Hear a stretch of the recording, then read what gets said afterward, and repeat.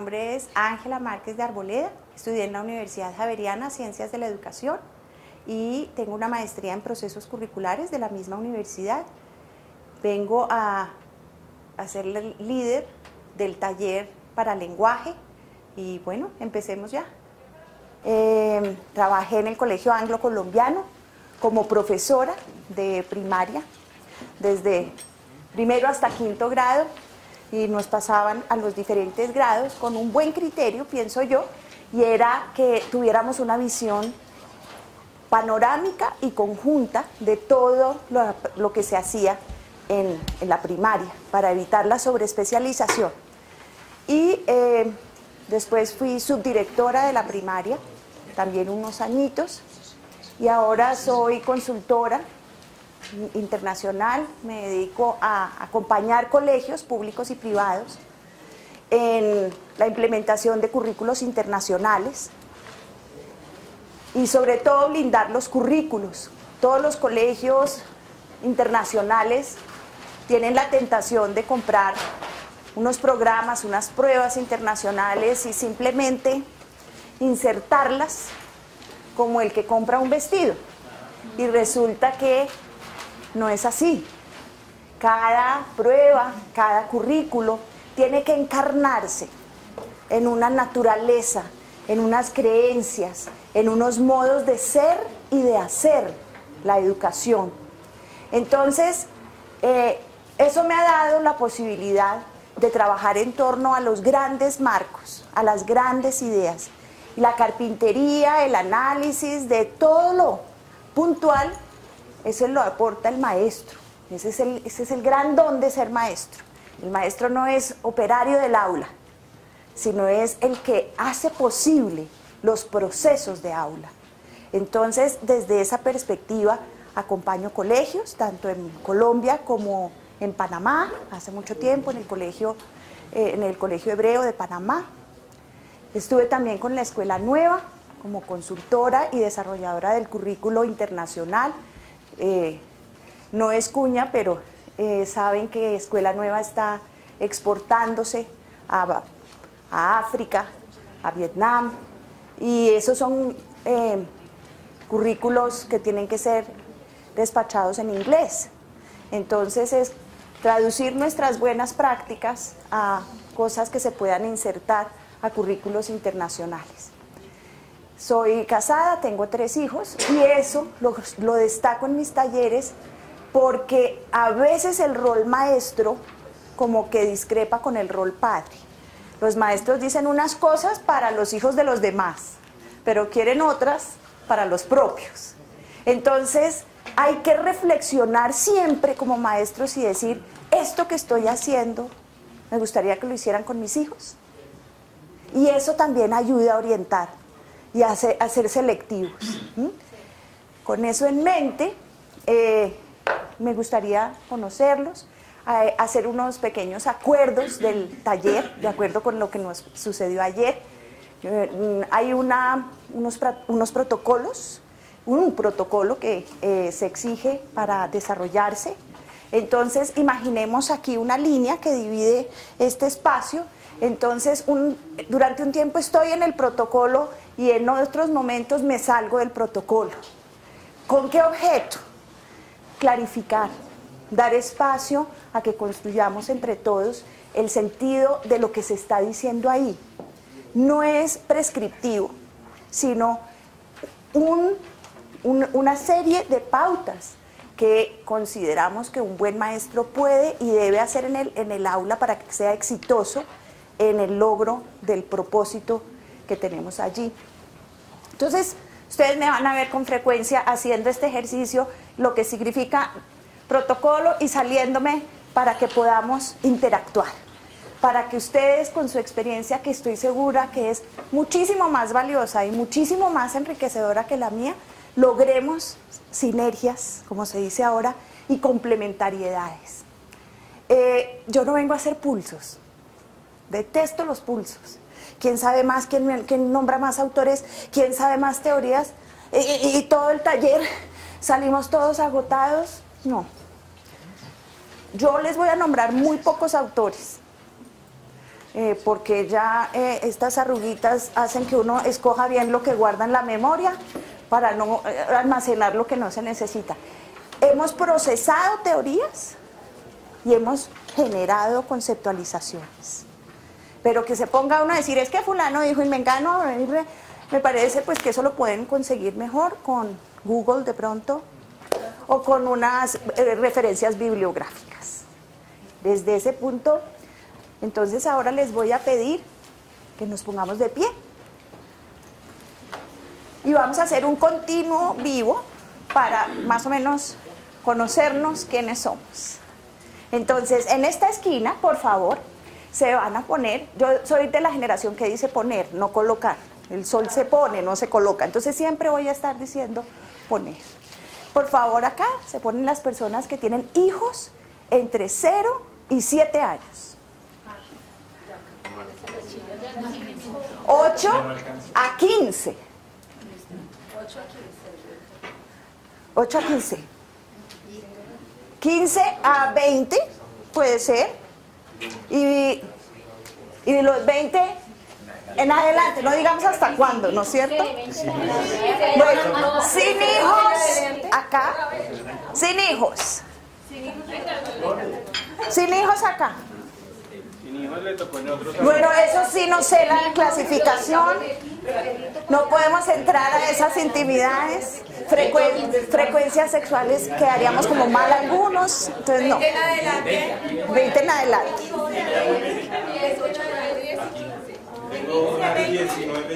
Una de 19 y una de 27. ¿Dónde te clasificarías? Aquí en un intermedio. Hasta 15 acá. Acá, perfecto. Entonces, 2, 4, 6, 8, 9. ¿Tienen niños de 0 a 100? De 0 a siempre. ¿Ustedes? Bueno, eso sí todos. De 0 a 0. ¿Interesados en? Están gozando la vida. Y ya ustedes tienen hijos en etapa bachillerato o universitaria. Bueno, listo. ¿Y ustedes? O sea, plena primaria y el principio de la secundaria. ¿Y tú? Ah, por favor, ahí no responde, no, ¿qué? No sabe, no responde, grave que no sabe, no aplica. Bueno, los que trabajan en jornada diurna, acá. Los que trabajan en jornada de la tarde, acá. Todas. Nocturna, clases particulares, tutorías, sábado y domingo. Listo. Bueno, entonces todos los horarios, perfecto. Muy bien. Los que están leyendo en este momento un libro sobre educación. No, entonces acá los que están leyendo un libro sobre educación, los que están leyendo novela, solamente novela, y los que definitivamente no alcanzan a leer porque llegan agotados. Algo de educación. ¿Gestión de aula cuenta? Perdón, me tocó generar una nueva categoría. Los que estamos leyendo de todo, acá. Es que tengo un niño que lee novela y trabaja un trabajo que me exige leer de novela y lo light de la vida. También. ¿Y allá solo educación? No, también la educación somos nosotros. ¿TV y novelas? No. ¿TV y novelas? Chévere, ya Corita, no te delates porque Corita ya era de tu época y la mía, o sea que, listo, perfecto. Observen. ¿Listo? Bueno, una última bastante light. Los que prefieren en un menú la pasta. Acá. Pasta, hamburguesa, pizza. Pasta, hamburguesa, pizza o comida colombiana, mariscos. Corrientazo, un electric lunch. Acá. Electrolunch. Electrolunch acá. Comida colombiana es allá en Ecuador. Sí, lo mismo. electroloncha. Listo. colombiana. Bien, sopita, exactamente. ¿Ustedes? Pasta. Los pasteros acá. Mariscos.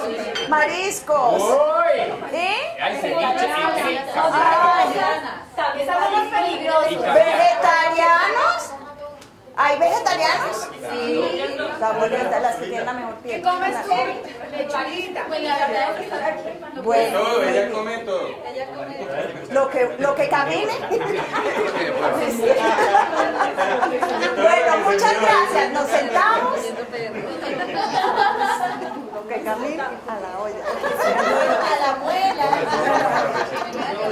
Así me pasa por la olla, a la muela. Eso dice en Cuba, ¿no? Eso dice en Cuba. Sí. Qué maravilla, ¿cierto? Bueno.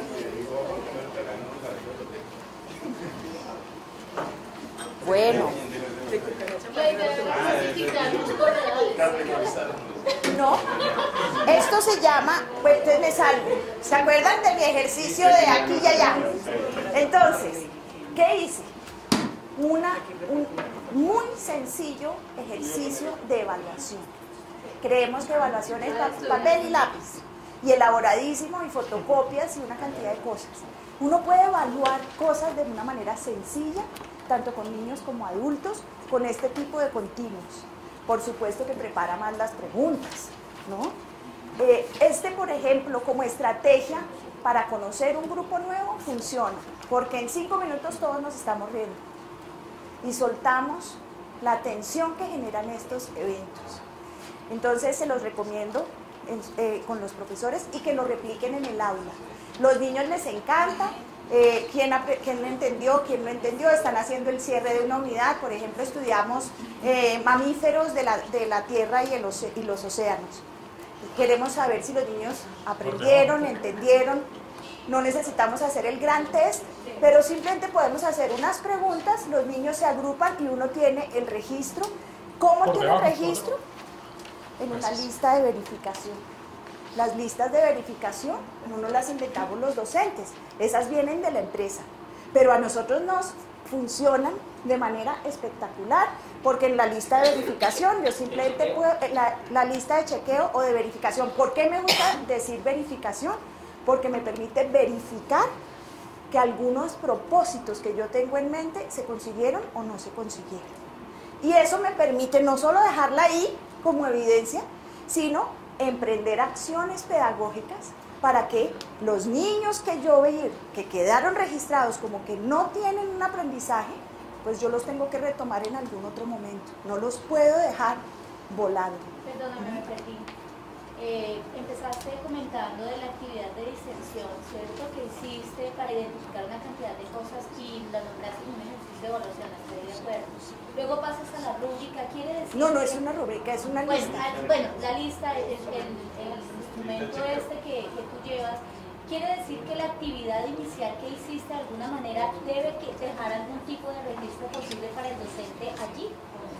La actividad inicial, que era conocerlos, no tiene ese propósito. Si hubiera hecho preguntas como ¿qué conocen ustedes de la prueba EGRA? Por ejemplo, ahí hubiera registrado cuántos sí, cuántos no. Sucede que dentro de los procesos de formación que he podido llevar a cabo en mi vida como profesional de la educación, he tenido a cargo profesionales en preparación para preescolar, y lastimosamente en el resto de las licenciaturas que se trabajan en el país se olvidan de algo que allí sí se enseña, y es la relación del juego y la lúdica entre los procesos de aprendizaje. Mira, hay unas actividades, de hecho Daisy, que estaba como estipulando el ejercicio con este taller, me ha dicho, ay ya, es que como hemos trabajado juntos en algunos de los pasos, haz una actividad. Entonces yo le dije, dime qué es lo que vas a hacer con el protocolo, porque no lo conozco, para poder saber qué actividad te puedo poner para que la gente se distensione, porque para mí es importante, para mí como formadora es importante, y eso le he transmitido a mis tutores para que se lo lleven a sus docentes, que las actividades lúdicas, recreativas, el juego, el de distensión, también puede tener un propósito de enseñanza y estar ligado con las actividades que de allí subyacen. Es decir, por eso hice el stop. Y me parece maravilloso que lo hagas. Porque tú puedes identificar cosas que puedes usar en el desarrollo del lenguaje con los niños más adelante en un ejercicio muy bien estructurado. Perfecto. Y esta, creo que más que pregunta es una reiteración de la intención del ejercicio y las diferentes y múltiples utilizaciones que le podemos dar a la herramienta, ¿ok? Entonces, esta es como la... ¿Tú tienes una pregunta documental? Me dices tu nombre. Cuando vayan a hablar, díganme su nombre que... Néstor. Hola, Néstor. ¿Cómo estás, Néstor? Muy bien. Más que una pregunta, es como una reflexión mía. Y esta actividad se podría hacer en lugar de otra que yo comúnmente hacía. ¿Quiénes entendieron? Pues bueno, ya no la voy a hacer así. Entonces, se ponen aquí los que creen que entendieron el tema, se ponen aquí los que no. O los que están listo, en la listo. mitad. Yo no sé si él me está diciendo la verdad o no, pero es una actividad de autoevaluación. Él se está hablando, él está de diciendo, percepción. él está diciendo eso. Entonces podría decir, bueno, en la siguiente actividad que vamos a hacer de aprendizaje de estos temas, entonces procura de que ya no te vayas a poner a este lado, sino a este lado. Entonces, pero ese procura tiene que estar intervenido por ti. Claro, obvio. Claro. Es como llamándolo a que si fue por dispersión, que no estuvo atento, entonces ahora le captura un poco la atención para que él se obligue a... Perfecto. Ahora, miren una cosa, ¿ustedes creen que de esto se deriva calificación? No. No tenemos que mezclar evaluación con calificación. Aquí estamos evaluando, mirando, midiendo el aire de las llantas. Eso es lo que estamos haciendo. No estamos emitiendo un concepto ni un juicio en la forma de una nota. Simplemente estamos evaluando. Entonces, seguimos con nuestro protocolo. Ustedes recibieron... Pero esta evaluación no tiene el objetivo de plantear, digamos, como en el caso de la llanta desinflada, que uno valora, mide que está desinflada, que una acción continua es claro. Pero en esta no hay valoración, pero no hay propuesta de mejoramiento ahí porque era otra la intención. En esta de conocernos, la intención es conocernos, me voy a poner ahorita a entablar una relación directa con ninguno. Pero si tú estás terminando una unidad y quieres evaluar, pues si hay unos niños que dicen, no entendí, no supe nada, no entiendo nada, pues yo no me puedo quedar de brazos cruzados, sino que eso me sugiere unas acciones con esos niños en concreto. ¿Sí? Ok. Entonces, me gustaría que me contaran quiénes son antes de seguir. Alexander Montes, de Montería. Alexander Montes. Y formador de la ELA. Perfecto, gracias.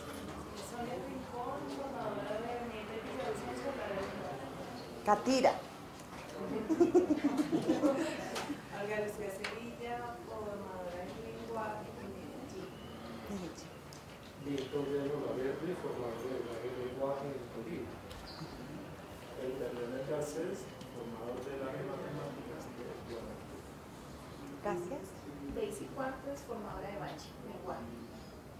Luis Ernesto Lozano, formador de lenguaje, Altamira. Gracias. Néstor Quiñones, Santander. Y formador de Santander y Norte. Perfecto. Profeta en mi tierra, de matemáticas. Buenos días, mi nombre es Samuel Hernández y yo soy formador en Putumayo y profesor de lenguaje. Profesor de lenguaje. Okay. Carolina Maya, coordinadora de Nación 4. Zona 4. Ok, ¿tú? Joana Cifuentes, formadora de lenguaje de Valledupar. Gloria Llaner Rincón, formadora de lenguaje en la Secretaría del Guaviare y López. Wow. Como que señorita Guaviane, mijita. Liene Chavarría, formadora de Atlántico y Baní. Gracias. Rodrigo Sepúlveda, asesor de programa. Luis Guillermo Sepúlveda, formador de equipo de Chocó, matemático. Matemático. Blanca Mayra Correa, formadora de Antioquia del área de lenguaje. Gracias. Yasmín González, formadora para Huila y Pitalito, lenguaje. Muchas gracias. Marlene Rátiva, formadora en Sucre y Cincelejo del área de lenguaje.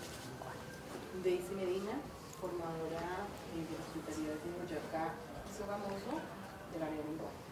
Muchos de lenguaje, ¿no? Y hay maestros de lenguaje, ¿cierto? Todos. No hay nadie, no, uno matemático. Ah, ya, hay algunos matemáticos por ahí infiltrados. Ah, ¿infiltrados? Ah, ok. Infiltrados, ok. Buenos días, mi nombre es Marta Janet Caro, soy profe de lenguaje. Bueno, no sé si más de lenguaje o de literatura. Y estoy trabajando en Nariño y en Ipiales. Muy bien. Yo soy una de las infiltradas, feliz ¿Infiltrada? matemáticas, mi nombre es Lina Espejo, formadora de Tumaco y de Nariño, parte de Nariño, con el combo de matrícula de un compañero que está en otro lado. Y conoce a Chomsky muy bien. Ay, qué bueno. Fusa brasileño. Muy bien. A cargo de la Secretaría de Girardot y Ángel. Dinamarca, y mi nombre es Ángel Garzón y especialista en lenguaje. Muy bien. Freddy Campos, boyacense, básico primario, preocupado en lenguaje, Secretaría de Amazonas. Muy bien, gracias. Julián Calderón, formador de Ibagué y Tolima en el área de matemáticas. Sí. Otro infiltrado. Ah, ok. ¿Y tu nombre es? Astrid Solarte, matemáticas, Isla de San Andrés. Bueno, rico. Muy bien. Ahora, ustedes recibieron unas notas autoadhesivas. Puras fotocopias.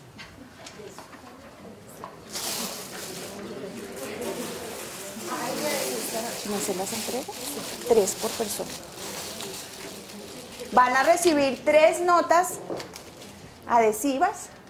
Una para escribir lo que saben de la prueba EGRA y lo que saben de las subtareas EGRA. Lo que saben en una nota autoadhesiva. En la otra van a escribir lo que quieren aprender sobre los mismos temas. Y una tercera la guardan, la dejan allí, para que al final del taller escriban lo que aprendieron. A eso lo llamamos una cartelera SQA.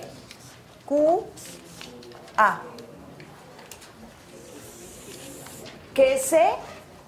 ¿Qué quiero aprender? ¿Y qué aprendí? ¿Ok?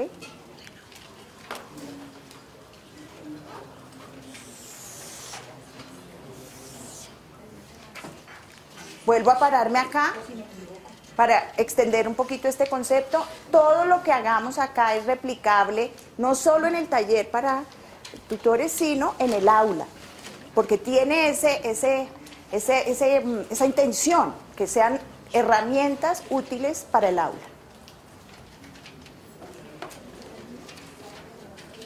Lo que sé, lo que quiero aprender y lo que aprendo.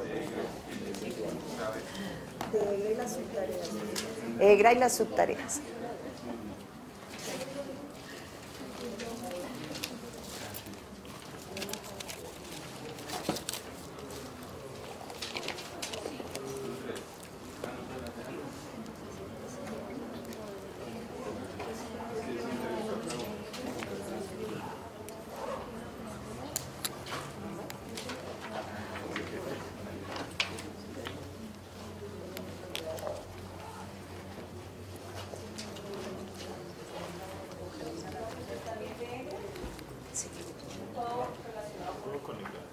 Sí.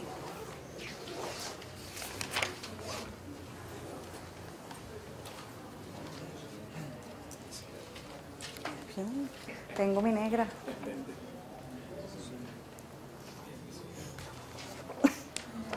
Bueno, ahí.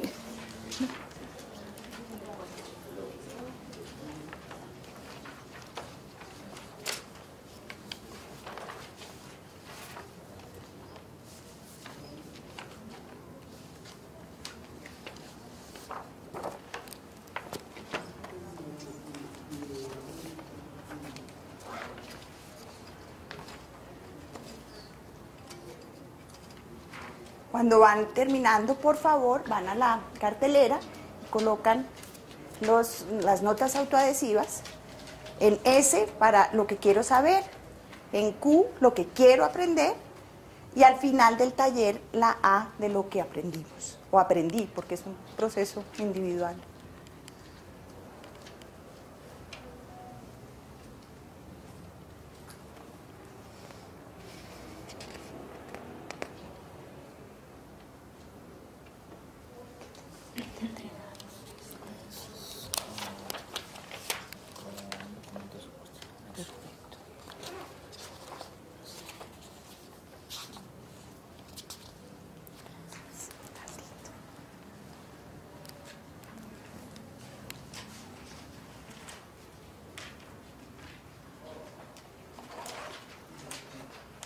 No vamos a publicar una enciclopedia EGRA, entonces, por favor.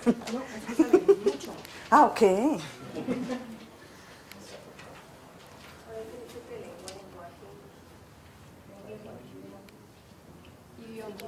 Idioma, dialecto.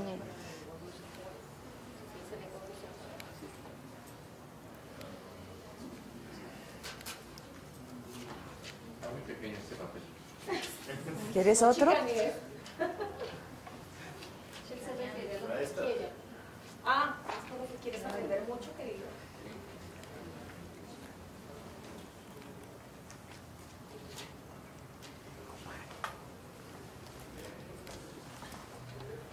¿Cómo se conectará ahí? ¿Cómo se conectará ahí? Si puedes, te lo agradezco. Ok.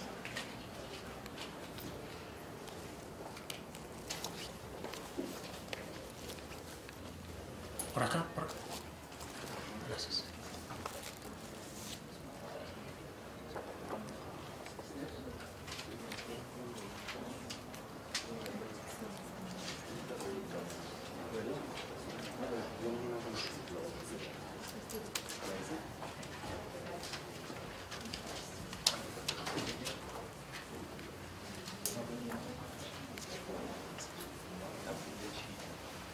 ¿Quieres otra?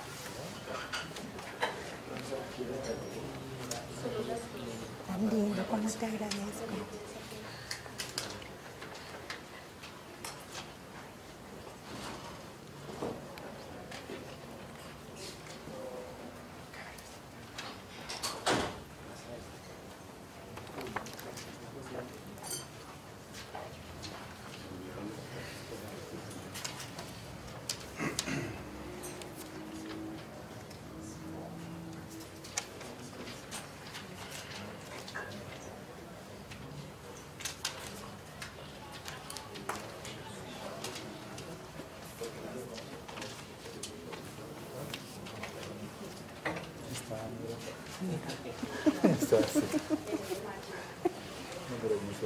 Sí.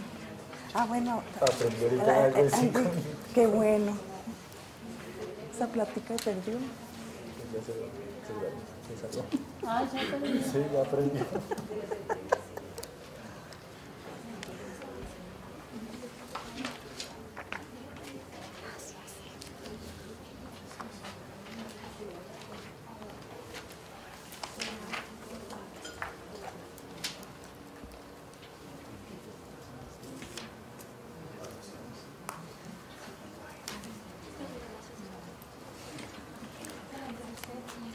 ¿Listos?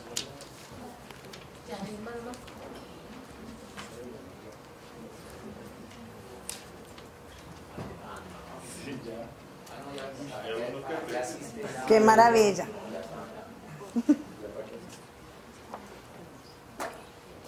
Bueno. Esta cartelera no es decoración del salón. El maestro va a estar constantemente revisando si esas preguntas se van respondiendo. Supongamos que es una unidad de aprendizaje, entonces tiene que asegurarse que su currículo apunte a las necesidades manifestadas por los estudiantes. Entonces ese es el objeto. En este taller, pues yo también voy viendo qué cosas son las que están pendientes por resolver para que tenga sentido esta actividad. Seguimos entonces ahora al protocolo. O sea, me salí otra vez de acá, me vuelvo a meter al protocolo, volvemos a la actividad y tenemos el material. El material está marcado como anexo 2. En el anexo 2, la primera parte, intencionalmente estaba puesta en otra tinta, pero obviamente en la fotocopia quedó en negro, entonces les pido el favor de disculpar que se la imaginen azul.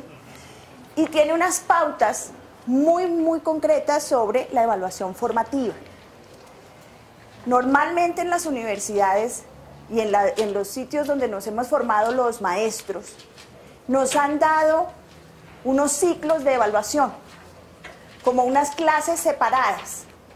Y en esos ciclos de evaluación nos han hecho ver que la evaluación formativa sucede en algún momento desconectado del resto del proceso pedagógico.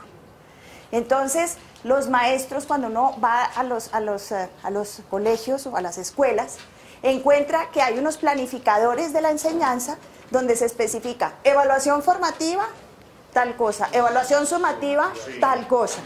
Es lo común, inclusive es un formato de planeación que casi todos los colegios tienen. Y tendemos a dejar la evaluación formativa como un evento puntual, una toma de foto en ciertos momentos. Y es casi imperceptible la diferencia entre la evaluación formativa y la evaluación sumativa. Y cuando uno aborda a los maestros y les pregunta cuál es la diferencia, le dicen, es que esta la califico y esta no. O sea, la sumativa es porque tiene que calificarla. No, el numerito, evidenciarlo, presentarlo al jefe de no sé qué. Y la otra es para que toca.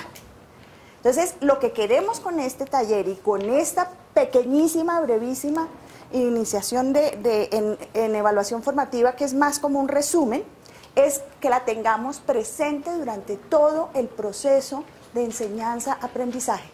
No es un evento puntual, es una intencionalidad pedagógica del maestro durante todo el tiempo de su clase, durante todo el tiempo en que está interactuando con el estudiante. Casi que diríamos que la actitud del maestro es formativa todo el tiempo. Si no lo es, perdimos. Entonces, esas son orientaciones para ustedes, para que con tiempo las charlen se las apropien y por supuesto hagan sus propias anotaciones. Esta actividad está propuesta para alumnos de segundo grado. Entonces, lo que propone obviamente es para desarrollo cognitivo de segundo grado. No la vamos a hacer como si ustedes fueran de segundo grado, porque ustedes no son de segundo grado. Gracias. Bueno, sí, entonces, lo que vamos a analizar es, en un contexto de segundo grado, analicemos un contexto de segundo grado, niños entre 7 y 8, yo diría 6, 7 y 8. Yo me inclinaría hacia un 6, 7 y 8 y hasta 9 en zona rural, porque los niños de zona rural acceden más tarde. Entonces, ubiquemos ese ciclo. 6 a 9, miremos las etapas evolutivas también, que es un niño de 6 a 9, son niños muy receptivos, muy absorbentes. María Montessori lo llamaba como la edad de la mente absorbente. Exploradores, curiosos, son niños que quieren hacer cosas, que necesitan cambio de actividad con frecuencia. A nivel de elaboraciones cognitivas no tienen relaciones de inclusión todavía fuertes, que es una relación de inclusión. Por ejemplo, hacen categorías pero no inclusiones. ¿Qué quiero decir con eso? La relación barrio, municipio, departamento, país, continente, todavía les queda grande. Entonces, eso lo tiene que tener presente el maestro, para que no dé por sentado que eso ya está. Bueno, tiene que tener unos descriptores muy claros y secuenciados, y a nivel de lectura, como esas relaciones de inclusión cognitivas no están, tenemos que tener mucho cuidado de cómo vamos a manejar todos los procesos de formación de lengua. porque si nos saltamos esos procesos, los niños van a tener unos baches importantes que los vemos evidenciados en las pruebas que les hacen. Que no saben leer, que no comprenden, que no... ¿Por qué? Porque nos hemos saltado procesos. Entonces, línea evolutiva, 6 a 9 años.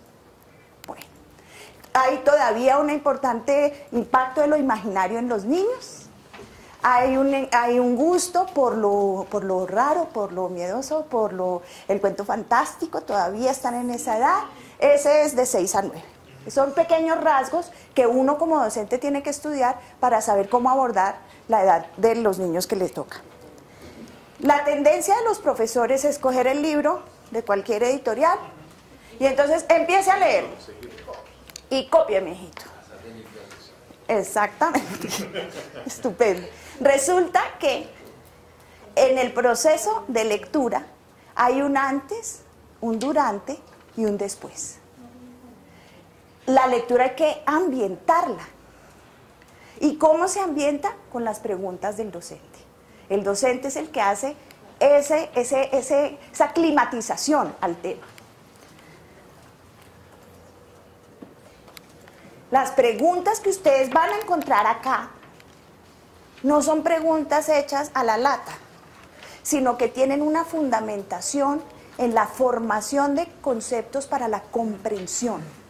¿Qué me interesa a mí al final de todo lo que hago? Que el estudiante comprenda. No es que sepa, no es la evaluación, no es que pase en tal prueba, es que comprenda. Eso que han llamado y que han trivializado con la palabra aprendizajes significativos, todo el mundo dice que es un aprendizaje significativo y con qué se come nadie lo sabe. Entonces el aprendizaje significativo es aquel que es relevante, el que se encarna en la persona del niño, y eso es lo que lo hace perdurable.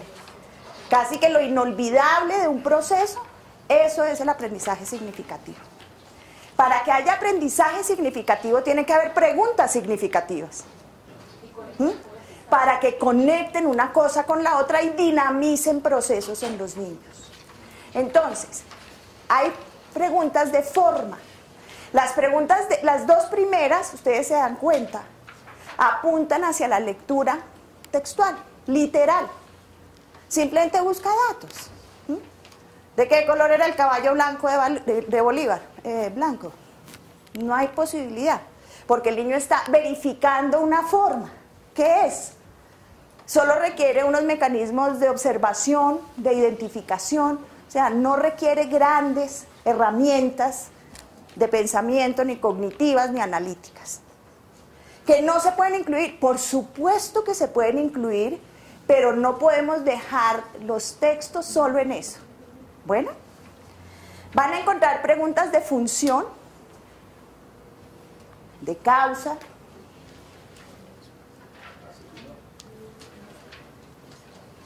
de cambio, para construir comprensión.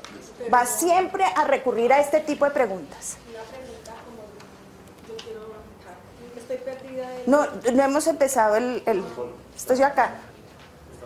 Estoy fuera. Porque voy a hacer el pre. Sí, estoy casi embrujada. Vamos a empezar y ahí dice, el profesor empezará con unas preguntas antes de empezar a leer. Entonces, como ahí dice forma, ustedes van a decir forma, ¿por qué me pone forma? ¿Qué es forma?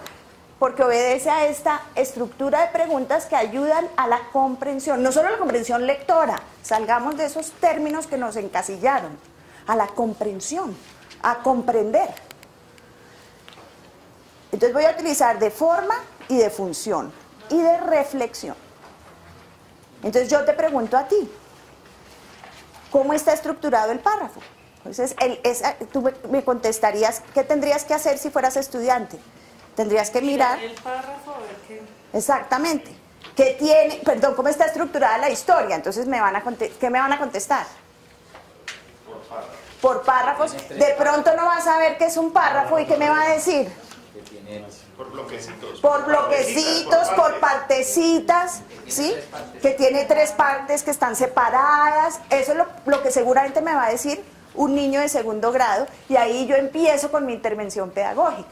Esas partecitas separadas, esos bloques los llamamos párrafos, seguramente lo voy a escribir en el tablero, ¿no es cierto? Ustedes ya se están imaginando en la sesión. Luego les puedo preguntar, ¿para qué te sirve el título? ¿Quieres leer el título? Entonces léeme el título. La casa embrujada. ¿Para qué te sirve el título? Para darle una idea de que vamos a leer. ¿Ok? ¿Están de acuerdo con lo que dijo? Sobre el tema que vamos a leer, perfecto. Luego, ¿por qué cuando leemos en voz alta debemos hacerlo con voz clara, produciendo correctamente cada sonido y con velocidad? Ahí estoy generando en los niños una provocación. Eso se llama preguntas provocadoras ¿de qué?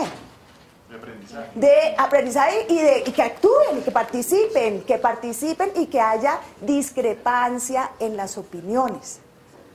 Porque eso quiere decir, todas las preguntas son intencionales. Bueno, entonces hacemos la lectura del párrafo, de la casa embrujada. ¿Quién la quiere hacer rapidísimo? Dale. Yo quiero aportar algo. Dale, Ángel. Es que a mis niños en mis clases de lectura de voz alta les enseño a ellos que para leer se deben tener en cuenta 3 características, 3 elementos, 3 tipos. Y el primero es que leer es como contar algo. Y entonces le da uno el ejemplo al niño con varios textos de cómo es contar algo. Segundo, respetar los signos de puntuación. Entonces, recordarles nuevamente que el punto, que la coma, el punto y coma, el signo de admiración e interrogación. Y el tercero, que es el más bonito de todos, es que decirle a los niños que las palabras tienen como un alma. Y entonces se trata de encontrarle el alma a cada palabra, es decir, la intención del escritor, para que uno la interprete. Muy y bonito. ellos no pueden decir, el hombre iba caminando lentamente calle abajo para encontrarse con su destino, sino que tendría que decir, el hombre iba calle abajo lentamente, ¿sí? Para encontrarse con su destino. Wow. ¿Me hago entender? Ah, perfecto. Yo les enseño eso a los niños, les modelo eso y he logrado muy buenos resultados. Escuchemos esa palabra, les modelo eso. Somos modelos de lectura y escritura. Entonces tenemos que hacerlo divinamente y entender lo que estamos haciendo. Dime. Listo, lee el texto. Pero antes de leer, quiero una... Sí. Sobre todo para los compañeros de Muy bien. matemáticas. Cuando hablamos aquí de las preguntas que se están formulando de función, reflexión, estas también son las mismas que nosotros hemos venido trabajando, como las literales, las inferenciales, las críticas, intertextuales, como para que ustedes vean los niveles de lectura, pero también para que la vayan relacionando con eso que ya hemos trabajado. Los lineamientos. Yo soy de matemáticas, pero quiero hacer parafrasear algo que le escuché a algún profesor de matemáticas en la universidad. Y me decía, es que los maestros nos equivocamos porque respondemos las preguntas que los alumnos nunca han hecho. Y nosotros estamos respondiendo preguntas que ellos nunca han hecho. Entonces, bueno, aquí está diciendo, tenemos que hacer las preguntas. Listo, tenemos que hacerlas. De pronto a los niños no se les ocurre hacerlas. Pero lo que debemos hacer es que ellos suscitar la pregunta. las hagan suyas, las preguntas, para que sean como de ellos. Provocar y dejar que el niño le responda al otro niño las preguntas, que eso es lo que insisto, porque el maestro tenemos el halo de creernos que no las sabemos todas y no dejamos pensar al niño, no lo dejamos confrontar, digamos, ideas o participar entre ellos, hacer la clase entre ellos. Entonces el desarrollo cognitivo ahí va a partir. Además, quien dice que el niño no sabe preguntar, nosotros presupuestamos unas preguntas, pero partiendo del interés que decía el compañero Néstor, el niño puede tener preguntas interesantes también que plantear con respecto al texto. Yo miraba la primera pregunta en la estructura del ejercicio y si yo le pregunto a un niño de segundo cómo está estructurado el texto, lo bloqueo. Porque es que la palabra estructuración de pronto no está dentro de su léxico. Chévere que lo rete para que él la incluya, pero de pronto puede haber otra manera de preguntar esto. ¿Cómo está escrito el texto? ¿Cómo Ahora, acuérdense una cosa, el papel de un profesor de lenguaje es desarrollar lenguaje. Porque si seguimos preservando el que tiene, jamás va a desarrollar. Entonces, ¿qué es estructura? Estructura es la forma. Pero permitir que el niño pregunte genera también una conversación en torno a la construcción de ese lenguaje y de la ampliación de ese léxico que enriquece la clase. Perfecto. O sea, yo no me puedo quedar simplemente en la pregunta cómo está estructurado el texto y sé que de pronto la palabra estructurar no es clara para el niño y lo paso de largo y simplemente me centro en la respuesta a esa pregunta cuando hay otras cosas mucho más perfecto. bonitas allí. De acuerdo, muchas gracias. ¿Tú querías leer? Martica va a leer. La casa embrujada. Sí. De regreso del colegio, Laura y Sofía tomaron el camino equivocado. A un lado, vieron una casa grande de color gris con techos negros. La casa era vieja, estaba desocupada y se veía sucia. Los arbustos del jardín estaban resecos. Los vidrios estaban destrozados y solo quedaban unas tiras de cortinas que al salir por las ventanas bailaban con la brisa.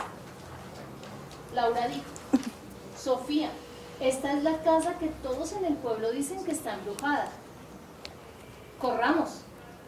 Sofía dijo: no, quédate y demos una miradita, nada nos va a pasar. En ese instante oyeron un sonido extraño. Era como el llanto de un bebé. Pero, ¿era un bebé o un fantasma? Las niñas se llenaron de valor y decidieron entrar. La cerradura estaba rota y la puerta abierta. En medio de telarañas y madera destartalada había un hermoso bebé. Un bebé gato con sus hermanos gatitos y mamá gata. Después del susto se echaron a reír. ¡Qué fantasma tan miedoso este! Las niñas se quedaron un rato jugando con los gatitos y luego se fueron a casa a contar su encuentro con el fantasma. Muchas gracias. Bueno.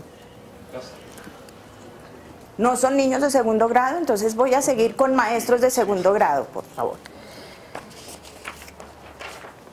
Vamos también a romper un poquito los mitos que hay en torno a la comprensión lectora, como lo dijimos al principio. Las preguntas que vamos a encontrar aquí no son para pasar una prueba de comprensión. Son para generar en el niño la posibilidad de interactuar, como lo dicen ahora los maestros, con los demás y con el texto. Esa es como la tendencia ahora de la interacción con el texto, que a uno le sonaba como medio raro, como que cómo interactúa uno con el texto, pues precisamente con las preguntas. Se nos insiste que los niños en Colombia no hacen inferencias, que no hacen interpretaciones y que no tienen pensamiento argumentativo. Lo dicen en todas las formas, en todas las pruebas se revela eso, pero ¿cómo remediar eso? Entonces creemos que tenemos que hacer talleres sobre argumentación, talleres sobre interpretación. Lo primero que tenemos que hacer es comprender esas palabras, nosotros, y luego insertarlas en nuestra práctica diaria. ¿De acuerdo? Entonces, ¿qué es una inferencia? Es algo que no está escrito, pero que las referencias textuales me permiten deducir. Diríamos que son deducciones por el contexto general del texto. O conocimientos previos también. Necesito saber cosas para poder hacer deducciones. Exactamente. Están en el texto y están también en un aprendizaje natural del niño. Los niños no son trogloditas ni están en el siglo cero. Hay toda una historia del hombre caminando por este planeta que le permite al niño saber mucho más de lo que uno cree. Entonces, inferencia hace referencia a cosas que no están en el texto, pero que tiene que recurrir a claves textuales. Argumentativo hace referencia no solo a la opinión, porque es que estamos acostumbrados a que todo el mundo opina sobre lo que no sabe. Es argumentación sustentada sobre lo que leí. Tiene que tener una información previa, porque si no, ¿para qué la lectura? Si es solo opinar por opinar, pues ¿para qué leyó? ¿Para qué vino al colegio? Bueno, en esos tres espacios nos movemos. Lo literal, que es tal cual del texto, lo inferencial, deducciones por conexiones, y argumentativo, que me permite tener una perspectiva frente a lo que leí. Lo que yo leí en 100 años de soledad seguramente no es lo que tú leíste.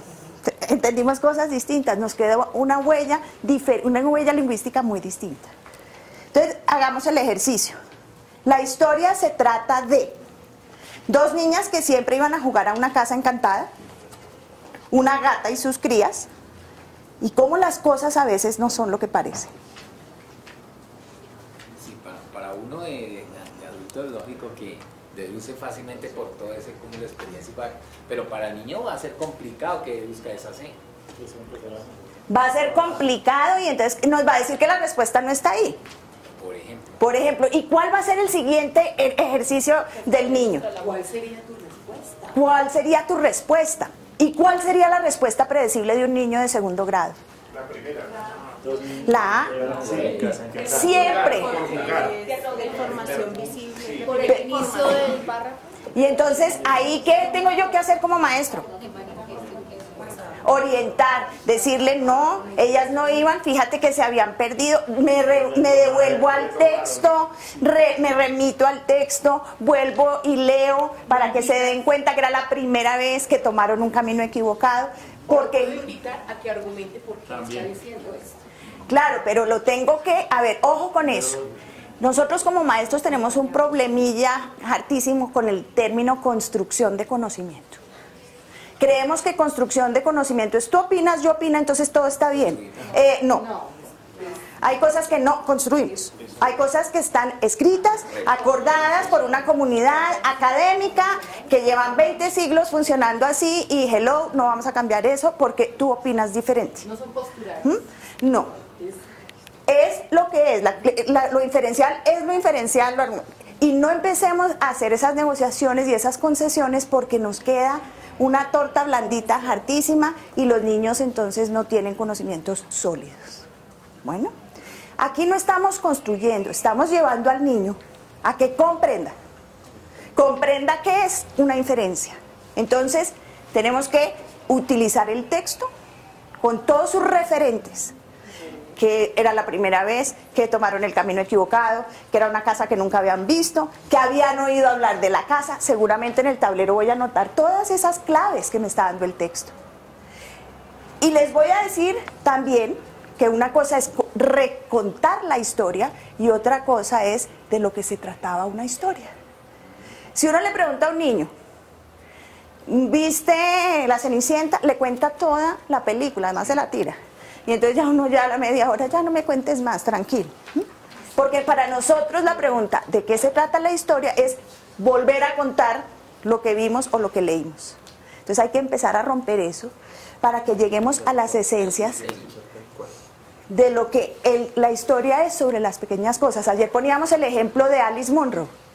Es un libro así de grande con todo lo que le pasó a la señora y a sus vecinos en la infancia. Entonces, ¿de qué se trata ese libro? De las pequeñas cosas que le suceden a un ser humano y le cambian la vida. Bueno, ¿estamos de acuerdo en eso?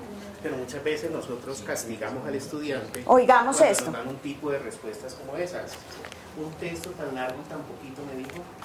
Entonces lo estamos limitando también. Digamos la simplicidad. Pero es que sucede que también hay una mala interpretación del sentido de la participación del estudiante. Y eso es algo que debemos poner en discusión con nuestros tutores y docentes de aula, porque es que yo le permito, o sea, en la rúbrica tú le dices al docente, bueno, evaluemos cuando observamos, y entonces hay participación, claro, el docente dice que sí, pero ¿cuál es la concepción de participación para construir conocimiento o poder llegar a descripciones nocionales de lo que yo quiero que el niño aprenda? Eso es otra cosa, y la participación está muy sesgada. Yo permito que el niño responda solo lo que yo quiero escuchar. Ajá. Y si no lo responde, está mal. De acuerdo. ¿Cierto? Entonces, hay que empezar a romper eso. Sí. Señora. Hay una cosa respecto a lo que dice la compañera que me viene rondando y que todavía quisiera que pudiéramos, no sé, pues considero que es necesario preguntar muchas veces, y es porque cuando estamos, y tú no lo dices, es importante, digamos, oír las respuestas de los niños y todo eso, y poderle el maestro decir, es que es así, listo, o sea, porque hay ya una convención y eso no lo discutió, creo que ninguno lo discutimos, yo no soy matemática, ¿cierto? Pero hay una cosa que sí he visto en matemáticas que es poderosa para desarrollar capacidad, digamos lo que queremos, desarrollo de pensamiento y sus competencias, y es que el niño, en el momento en que la compañera dijo, o el niño dijo que eran dos niñas que siempre iban a jugar a la casa encantada, yo le boto la pelota a otro, para que razone conmigo y con el otro. Perfecto. Y de última, yo sea la última instancia a la que acudan sea a mi conclusión y a la verificación. Y eso le permite al niño, uno, el compromiso cognitivo y emocional con el trabajo, y insistí ayer, porque lo he visto, lo he vivido, y con niños que no están en zona urbana, lo hemos podido hacer con los tutores poquito a poco, digamos, construyendo ejemplos de posibles formas y estrategias para trabajar participación de calidad en clase. Es decir, ¿qué pasa cuando yo le doy solo la palabra a un niño y entonces yo termino concluyendo, como tú decías, o alguien decía esta mañana, la profe de Chile, decía, se entabla solo un diálogo entre el profesor y el niño que le estoy respondiendo, un diálogo, o sea, dos, y los otros 30 y los otros 40, ¿qué? Mientras que si yo le boto la pregunta al otro y empiezan a participar y a hablar de lo que el otro, a razonar con el otro, hasta que yo recojo todo para hacer una síntesis clara, o lo puede recoger otro niño, porque de 6 a 9, con este tipo de ejercicios, yo creo que de 6 a 9 años tenemos distintos niveles de pensamiento y distintas preguntas que nos enriquecen la clase. De acuerdo, muchas gracias. Particularmente no me gusta el hecho de que si yo le pregunto de qué se trata la historia y ella me dice de dos niños que siempre jugaban a la casa encantada, no me gusta decirle, no, miremos aquí arriba. Yo no le voy a decir eso. Muy bien. Más bien voy para la mayéutica y trato de sacar, bueno, ¿por qué lo dice? ¿Por qué? ¿Por qué lo dice? Porque puede ser que el niño no entienda la frase de qué se trata. O sea, ya nosotros asumimos que él sabe, cuando yo digo de qué se trata, él ya sabe qué tiene que responder. De pronto no sabe, no entiende la instrucción. De acuerdo. Se trata, él de pronto se trata, puede decir, ¿qué pasa ahí? Pues que los niños estaban allá jugando. Claro, perfecto. Fíjense que todo eso es el aporte del docente. O sea, no podemos escribir todo eso en un protocolo. Y por eso es este momento de recreación. Pero ustedes enriquezcanlo también en las anotaciones, porque un protocolo que se va muerto, pues no, anote, haga sus apreciaciones. ¿Cómo lo orientaría usted con su tutor? De eso se trata. Señora mía. ¿Me permite un paréntesis? Por favor. No es en la línea de, sino yo estoy contextualizándome allá en acción. Muy bien. Yo ya me pasé a lo que no encontraba, que era la casa embrujada. Pero cuando yo la vivo allá en vivo y en directo, yo tuve que pasar por trabajo con toda la clase de comprensión lectora, en donde se escogen... ¿Estamos ahí? No, es por estas, trabajo en parejas, se inicia la lectura, trabajo en parejas, conciencia fonológica, discriminación auditiva, porque o estamos de una vez aquí. Estoy haciendo todo esto, se escogen estudiantes... No, estoy en trabajo con toda la clase, comprensión lectora. Es la primera actividad. Estoy desarrollando paso a paso. Gracias. La tercera. Es que yo... No, es que mi estructura es un poco complicada. Pregúntale a mi marido. Bueno, la señora... Me parece que el protocolo de lo que yo he desarrollado tiene continuidad con lo que yo he trabajado con mis tutores, y para los profesores no va a ser extraño esta actividad, pero justamente sí viene a reforzar un proceso que he venido trabajando. Hemos intentado sacar a los profesores de la zona de comodidad de la pregunta literal, y ha sido muy, o sea, es un reto que ellos lleguen a hacer una pregunta inferencial y nos demoramos. Eso, wow. Se demoran los tutores con los docentes hasta 3 horas. Y cuando a mí me informan que se demoraron 2 y 3 horas logrando hacer una pregunta, yo lo felicito. Es así, es que justamente porque los profesores han venido trabajando más la pregunta literal, porque es la más fácil. Claro. Y por eso es que yo estoy... O porque están en un estadio de lo concreto también los docentes. Sí. Porque como no nos está retando el sistema, pues ahí nos quedamos. Si no retamos, pues no subimos tampoco nosotros, porque uno también es más cómodo, ¿no? Y ahí como la contradicción. Esto está, nosotros hemos venido trabajando para mejorar la comprensión de lectura. Y no es la primera vez, pero sí tiene continuidad porque sabemos que la inferencia es el punto clave. Perfecto. Una necesito también. Eso, insistencia tal vez. Relacionada con lo que dice mi compañera, en un municipio una tutora le aplicó los niveles de lectura a los docentes.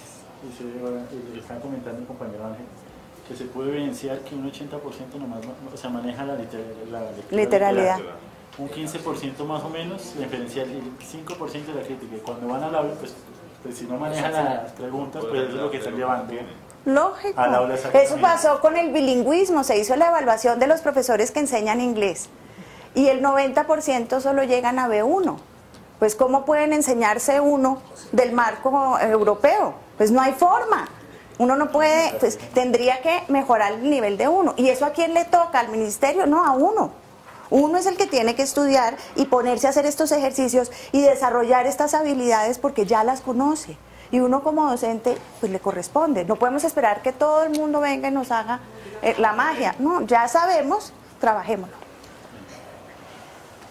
Una solicitud desde, yo me estoy poniendo allá en los zapatos de, si yo no estudio, si yo no sé qué es lo factual, literal, inferencial y crítico, difícilmente yo puedo orientar esto. Entonces, en el protocolo, y esto aplica para matemáticas también, se necesita un aseguramiento de un sustento de eso, y no está quedando muy. Entonces, ahí ¿qué he hecho yo?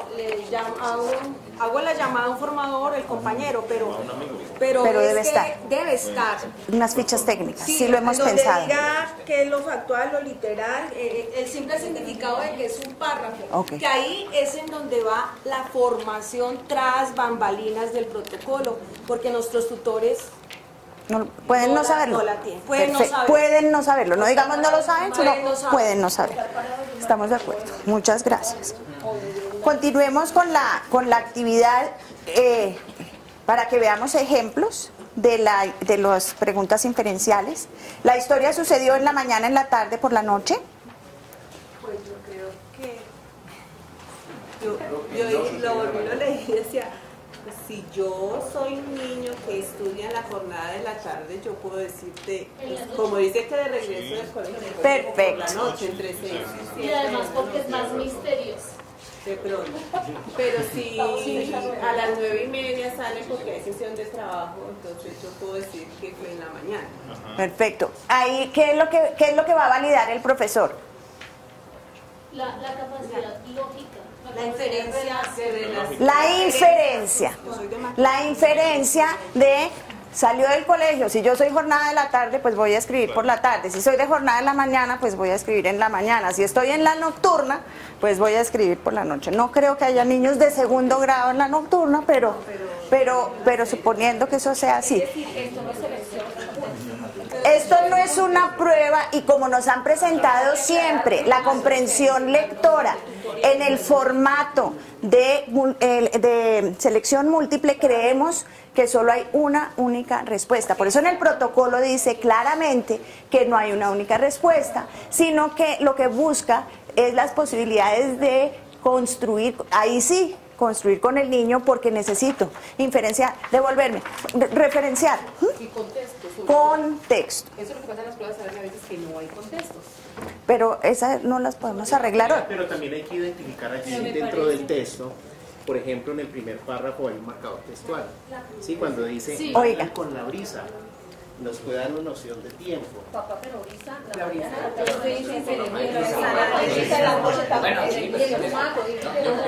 Yo rescato el comentario del profesor en términos de ir buscando los referentes textuales, marcadores textuales, anoten la palabra, además suena muy bonita, marcadores textuales, y empiecen a trabajar eso como referentes. Pero es que eso da para conectar Referente. otras cosas, para conectar otras cosas, digamos, de tipo investigativo con los niños. Bueno, averiguemos a qué hora más. ¿A qué horas hay brisa? Bueno, fíjese. ¿Por qué ritmo? ¿Por qué brisa? Perfecto. Claro, por eso. Seguimos. Ángel. Digamos que también estos dos elementos argumentativos de fundar la disciplina en la enseñanza digamos, del lenguaje en general. Y es que no se tiene en cuenta lo que tú decías al principio del desarrollo bio, psico, incluso social del niño. En el sentido de que creo que hemos fallado, o los maestros fallan, lo he podido percibir en las observaciones que he hecho, en el sentido de que se quedan cortos en 2 o 3 elementos fundantes del desarrollo del lenguaje, y es que el niño de los 5 o 6 años lo único que sabe es describir. Entonces, sí, listo, la profesora le dice, describa el árbol, y entonces le escribe ahí, el árbol es bonito. Ahí nos quedamos. ¿Y eso no es descripción? Hasta ahí. Entonces no le permite decir si tiene muchas hojas, pocas hojas, si es alto, si es bajito, si es medicinal o no, y empieza a introducir Exactamente. otro. Luego a ese proceso va uno seguido, que es el de la definición, que yo creo que es el en el que funda todo la falta de desarrollo de otros procesos de pensamiento y de lenguaje delante. si uno tiene la habilidad de definir bien, dígale a un niño o a uno mismo qué es espiral, y entonces uno hace, qué es desmenuzar, y entonces uno hace. Quiero decir con esto que cuando uno trata de definir un objeto, un elemento, se queda muy corto en su definición. Pero si yo tuviese muchos elementos para describir un objeto, cuando yo tenga que hacer una operación más compleja como la comparación, pues voy a tener más elementos para supuesto. comparar. Por eso es que los niños ni asocian, ni comparan, ni tienen una escasez de herramientas. Sí, es que estoy dándole vueltica un poquito a la pregunta de la historia sucedió. Entonces, porque creo que si estamos haciendo el ejercicio con nuestros tutores y a su vez con los maestros, la pregunta sí tiene que ser muy clara, tiene que ser precisa. ¿En qué sentido? Si estamos hablando inicialmente de que hablamos de preguntas de función, o críticas literales, esta pregunta, ¿en qué espacio estaría ubicada? Por un lado. La otra es, si yo lo veo y digo, esa es contextual, ese tipo de preguntas, no sé hasta dónde mi ignorancia está, no existe. Entonces, ¿No existe? Coherente. ¿Cómo no existe? No existe en relación cuando yo clasifico el tipo de pregunta. Entonces, yo no puedo decir que es un nivel de comprensión contextual. O sea, mirándolo en ese texto. Cuando yo digo que el niño lo va a inferir, no hay inferencia aquí porque no se puede hacer la inferencia como tal en cuanto a que no haya un marcador de tiempo que me diga. Sí lo hay. ¿En el texto? Por otro, en el texto. ¿De regreso del colegio? Yo puedo, pero y por otro lado, entonces aquí yo tengo que ir a ubicar a mi estudiante, es el regreso del colegio, el texto como tal me tiene que dar esa información, entonces no puedo clasificarlo como inferencial. Hay dos opciones de respuesta. ¿Qué ocurre? Cuando ustedes dicen, yo voy a decir, no, es en la mañana, ¿por qué es en la mañana? Yo ya llevo al estudiante ya lo avanzo a que el niño vaya a argumentar, porque ya el niño tiene que argumentar y obviamente tiene que utilizar inferencias para poder argumentar por qué me estás diciendo que esto es en la mañana o por qué me estás diciendo que esto es en la tarde. ¿Sí? Entonces, ahí me parece que... ¿Están de acuerdo con su compañera? Sí. Es que de los marcadores no muchos, digamos que para el caso para la definición del tiempo del niño, lo importante es, aquí hay un elemento clave que marca que el niño vuelve de su escuela, y vuelve de su escuela dependiendo de la hora, en este caso, que el niño asocia con su realidad. Exactamente. Que eso es lo que buscamos en una inferencia, que él pueda asociar a su... Bueno, yo tengo una pregunta. Entonces, ¿por qué no nos organizamos y nos escuchamos? Perdón. Es que para el tema de inferencia, la inferencia se hace por un lado con la relación del lector con el texto y por otro lado con la relación del lector con su experiencia. Que en este caso el marcador, el inicial con el texto está dado en términos del tiempo en el que el niño, desde el momento en que el niño vuelve del colegio, de su escuela, ¿no? Y el otro tiene que ver con la experiencia propia de él, de cuándo vuelve, en qué momento él lo hace. Por eso las opciones son posibles todas en términos de que las experiencias serán distintas. Bueno, exactamente. Perfecto. No es ambigüedad porque nosotros no estamos buscando 2 más 2 igual 4 y el otro dice 4.1 y el otro dice 3.9. No, estamos hablando de, con los referentes textuales, que el niño haga inferencias y obviamente las va a conectar con la hora de regreso de él. ¿Y qué tipo de pregunta es esta? ¿Qué tipo de pregunta es esta?